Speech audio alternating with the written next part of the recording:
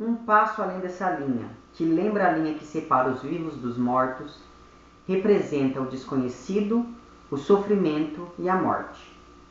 E o que existe lá? Quem está lá? Além daquele campo, da árvore, do telhado iluminado pelo sol. Ninguém sabe. Quer saber? Dá medo cruzar a linha. E também dá vontade de cruzá-la, mas eu sei que mais cedo ou mais tarde vai ser preciso cruzá-la e conhecer o que está lá do outro lado da linha. Assim como é inevitável um dia saber o que está do outro lado da morte. Esse então é um trecho aqui da nossa leitura desta semana do Guerra e Paz do Sr. Tolstói. Muito bem, então, perceba que o cenário mudou, mas porque eu estou viajando, então, e a imagem do vídeo também provavelmente vai ter mudado, porque eu esqueci minha câmera e a gente se vira como pode, não é verdade? Então, me desculpem por isso, mas eu acho que vocês estão até acostumados com essas variações aqui no canal. Bom, agora a guerra começa mesmo, gente, aqui dentro do livro, assim, as descrições das batalhas ganham realmente espaço, nem se parece muito com aquele livro que a gente vinha lendo, que era uma coisinha mais casinha no campo, festinha aqui, festinha ali. Não, agora o negócio tá feio mesmo. Muito bem, então, na semana passada a gente tinha parado o vídeo exatamente no momento em que o exército russo estava tentando atravessar uma ponte. Eles deveriam atravessar essa ponte e explodir tudo antes que os franceses pudessem atravessá-la também, porque os franceses estavam em maior número, sobretudo depois da derrota do exército russo lá, junto do exército russo não, do exército austríaco lá junto com o Mark Leinberreich na Batalha de Ulma. Enfim, depois disso o número de homens ficou muito reduzido, porque lembra lá que a Áustria estava colaborando com a Rússia durante esse momento na guerra ainda. Muito bem, na nossa leitura dessa semana, então, a gente fica sabendo que eles de fato conseguiram destruir aquela ponte, conseguiram vencer essa pequena batalha, e justamente por conta disso, eles acabam fazendo com que o príncipe Andrei, que é aquele mesmo príncipe que foi um cachorro com a mulher e deixou ela lá aos cuidados do pai, porque pensava que ela não ia conseguir se cuidar sozinha. Muito bem, esse mesmo príncipe está se mostrando ali valoroso para a guerra. Ele está conquistando cada vez mais méritos dentro aí dessa organização militar, de modo que ele está meio que se redimindo pelos maus tratos, não maus tratos, mas pela indiferença com que ele trata a mulher. Muito bem, então. Eles mandam então este príncipe Andrei para ter uma conversa com o imperador do então Sacro Império Romano-Germânico, que depois se tornaria apenas ali o imperador da Áustria, que era o Francisco I.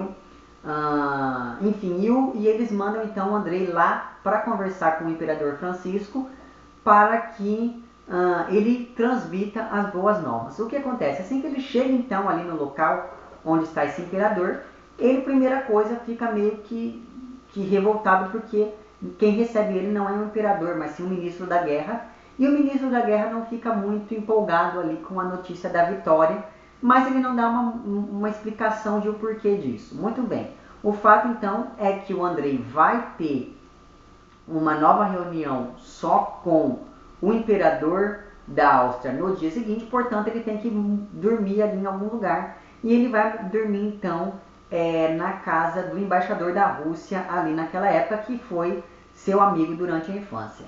Quando ele chega então na casa desse embaixador, é que ele fica sabendo que o clima estava tenso ali no palácio do imperador Francisco, porque Viena havia sido tomada. E mais do que isso, durante a batalha ali, infelizmente, um dos generais mais importantes do exército austríaco, que era o Schmidt, havia sido morto também durante essa batalha. Enfim, então os franceses cruzaram o rio Danúbio, invadiram Viena e botaram o terror mesmo na Áustria.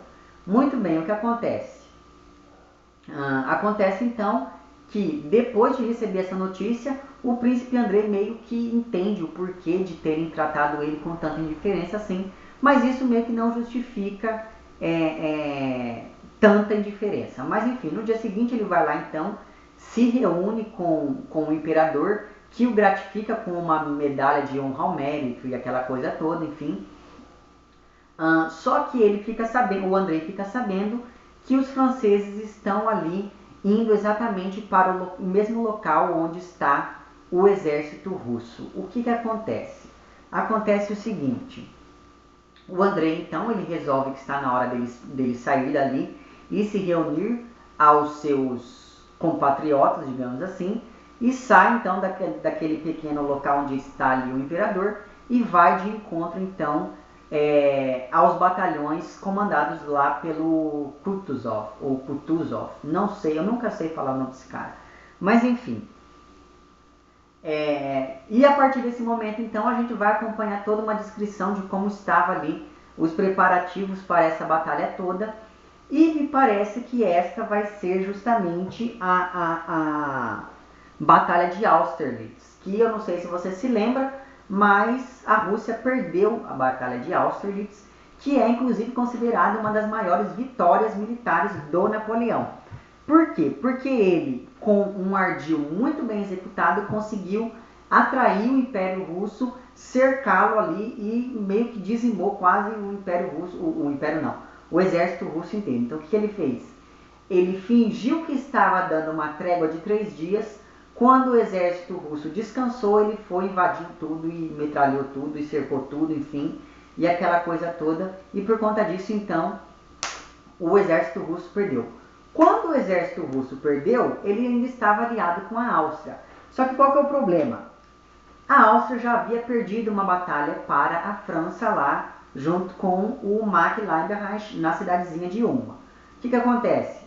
Acontece que como essa havia sido a segunda derrota, a Áustria teve que assinar um tratado, o Tratado de Presburgo, em 26 de dezembro de 1805, e esse tratado, dentre outras coisas ali, dizia que a Áustria deveria sair da terceira coalizão, portanto, ela não era mais aliada da Rússia, ela deveria pagar uma indenização de 40 milhões de francos para o exército francês, e mais do que isso, ela deveria então ali também ceder alguns territórios da Baviera e da Itália que estavam em seus domínios para as posses do Napoleão.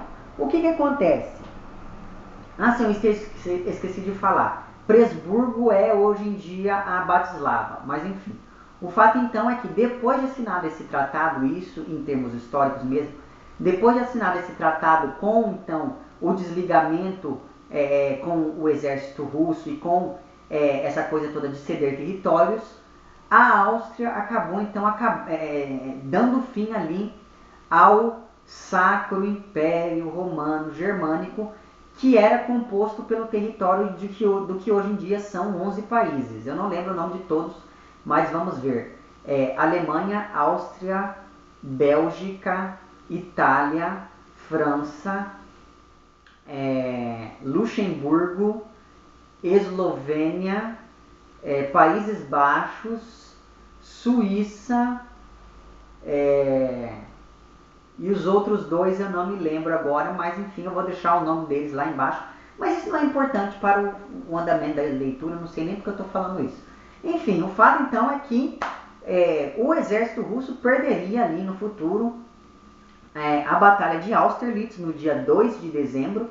Eles perderiam essa batalha e aparentemente é isso que está sendo contado aqui. Aparentemente a gente está aí nesse preâmbulo onde as coisas estão meio que se organizando para que ocorra a Batalha de Austerlitz, apesar de ainda não ter sido nomeada como tal.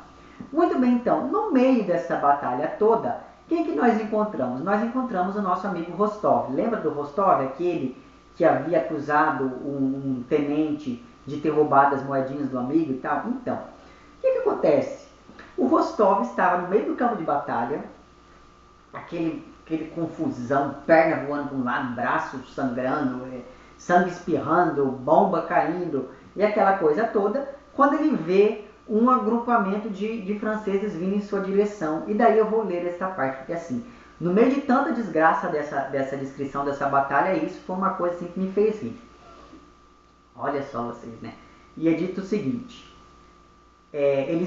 os franceses estavam vindo e estavam trazendo consigo um soldado russo. E daí o Rostov pensa: Na certa, um dos nossos, um prisioneiro. Sim. Será que vão me levar também? Que gente será essa? Rostov não parava de pensar sem acreditar em seus olhos. Serão franceses? Olhava para os franceses que se aproximavam e, embora um segundo antes galopasse apenas para conseguir alcançar aqueles franceses e retalhá-los com o sabre, sua proximidade lhe parecia agora tão aterradora que ele não acreditava em seus olhos. Quem são eles? Para quem estão correndo? Será que é para mim? Logo eu, de quem todos gostam tanto? Para me matar? Lembrou-se do amor que lhe tinham a sua mãe, a família, os amigos, e a intenção dos inimigos de matá-lo lhe pareceu impossível. Mas pode ser, e vão me matar. Estava parado de pé havia mais de 10 segundos, não saía do lugar e não entendia sua situação. O francês da frente, com o nariz adunco, havia chegado tão perto que já dava para ver a expressão do seu rosto.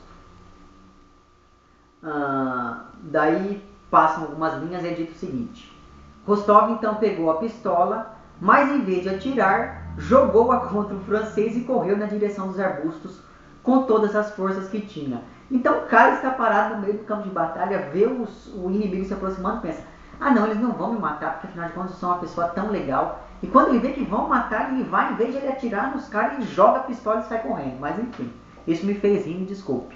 O fato então é que ele se joga ali naqueles arbustos e dá de cara com vários outros soldados. Há um corte na cena e quando a gente vai se deparar com o Rostov de novo, ele está totalmente arrebentado ali dentro de uma carroça que está pegando feridos. Muito bem. Inclusive, ele teve que enganar o carroceiro para que pudesse ser resgatado, porque ele falou que o sangue que estava manchando a sua roupa não era dele, mas sim de uma pessoa que havia caído em cima dele, ou coisa do tipo. Bom, e é justamente neste momento em que o Rostov está voltando para casa, então, que termina a segunda parte do livro e se inicia, então, onde está a folha aqui, e se inicia, então, a terceira parte, onde a gente vai voltar para a monotonia de São Petersburgo e ficamos sabendo que o nosso amigo Pierre, que agora é o Conde Bezukov, que é o Conde... Esqueci o nome, o sobrenome dele eu esqueci, mas enfim. O Pierre é aquele cara da farra do urso, aquele cara que era o único herdeiro de um determinado conde ali que faleceu, enfim, que teve toda aquela disputa pela herança. Então, voltamos a acompanhar um pouco da vida dele e descobrimos que ele está ali curtindo a vida doidado e fazendo maior sucesso ali nas altas rodas da corte russa. Por quê? Porque ele é a pessoa mais rica do Império Russo. E justamente por conta disso a gente vai acompanhando ali com um pouco mais de profundidade todos os tratamentos que as pessoas estão dando a ele. Estão tratando ele assim, tipo um deus, lambem o chão que ele passa, chamam ele de querido pra cá, querido pra lá, enfim. Só que tem uma coisa que me afligiu aqui, que é que o Pierre, a casa dele está em reforma, e ele foi convencido a morar ali por um tempo com o Vassili. E eu não vou com a cara deste sujeito. Lembra que desde o primeiro vídeo eu estou dizendo que é melhor tomar cuidado com esse cara, que ele ainda vai aprontar alguma coisa. Pois bem, o Vassili então convenceu o pobre do Pierre a ficar ali com ele, o que é uma coisa muito descabida da parte do Pierre, mas enfim. E está tentando ali empurrar a filha dele, a Helene, que é descrita como uma moça muito bonita. Falei um pouco de Helene no primeiro vídeo, cujo link vai estar lá embaixo, enfim. Que eu estava falando mesmo? Já esqueci, meu Deus do céu, minha memória está horrível. Ah, sim, então, o Vassili está tentando empurrar sua filha Helene para ali um casamento com o Pierre. Mas acontece que o Pierre queria uma moça culta, instruída, que soubesse conversar e tal.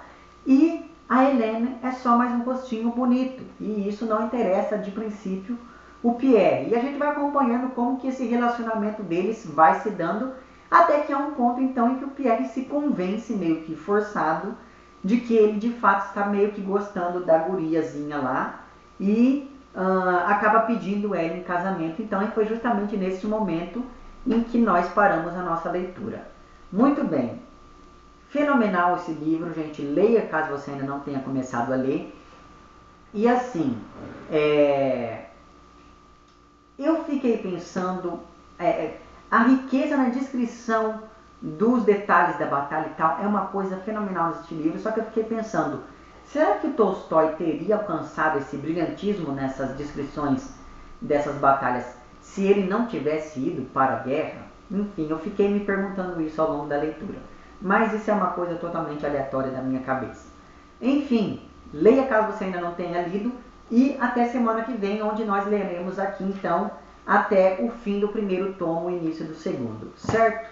Era mais ou menos isso, então se você gostou do vídeo, não esqueça de curtir e de compartilhar. Caso não tenha gostado, não esqueça de dizer lá embaixo porque não gostou.